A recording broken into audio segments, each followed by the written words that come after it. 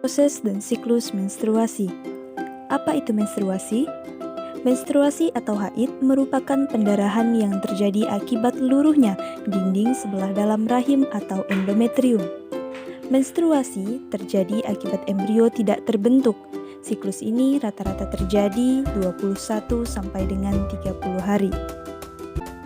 Siklus menstruasi dikendalikan oleh hormon-hormon reproduksi yang dihasilkan oleh hipotalamus, hipofisis, dan ovarium.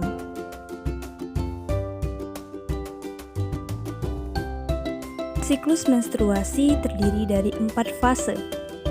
Pertama, ada yang dikenal dengan fase menstruasi.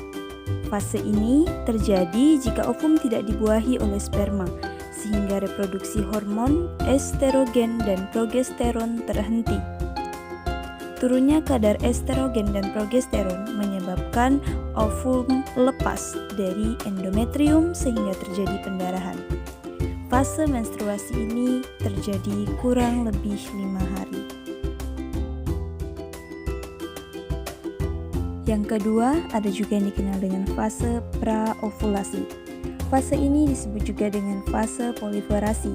Pada fase ini, hormon pembebasan gonadotropin yang dikeluarkan hipotalamus akan memacu hipofisi untuk mengeluarkan FSH, follicle stimulating hormone.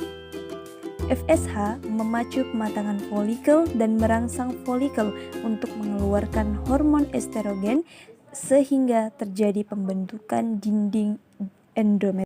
Ketiga, fase ovulasi. Fase ovulasi terjadi pada hari ke-14.